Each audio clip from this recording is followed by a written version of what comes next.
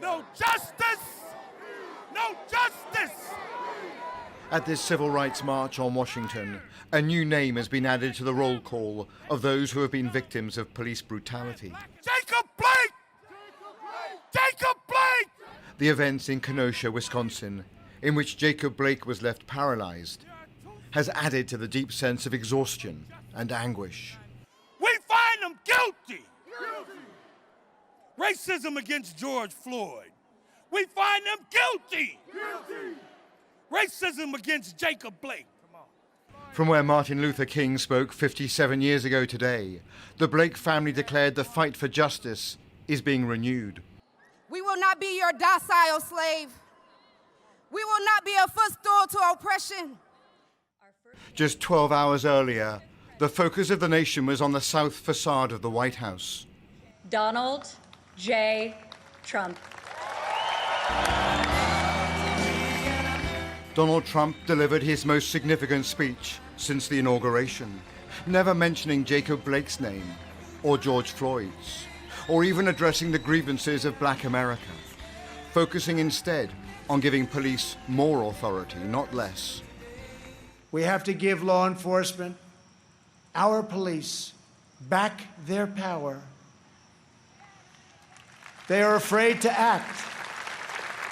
In the strongest possible terms, the Republican Party condemns the rioting, looting, arson, and violence we have seen in Democrat-run cities all, like Kenosha, Minneapolis, Portland, Chicago, and New York, and many others, Democrat-run. Just call. We're ready to go in. We'll take care of your problem in a matter of hours. Just call.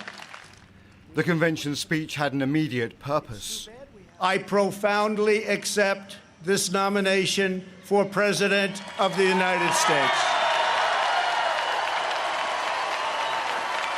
The fact that 2,000 people were gathered here amid a pandemic, almost all without masks, was in itself a defiant political statement by this White House.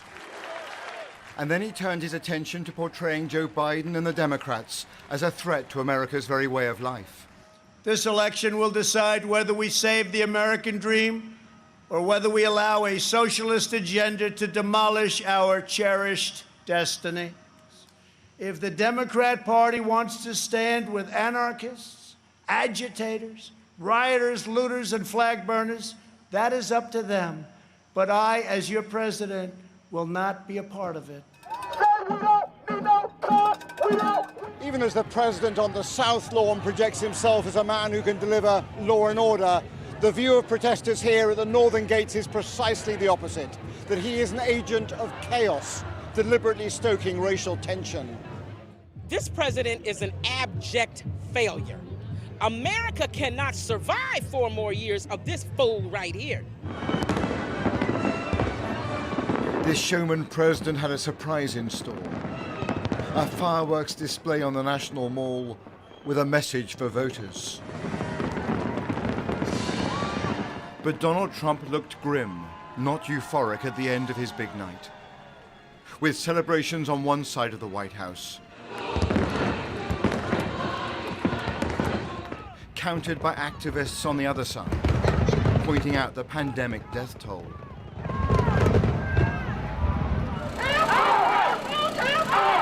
With 10 weeks to go before Election Day, the battle lines are now drawn, with Democrats arguing that a Trump second term would pour fuel on the fire of America's race relations. Robert Moore, News at 10, Washington.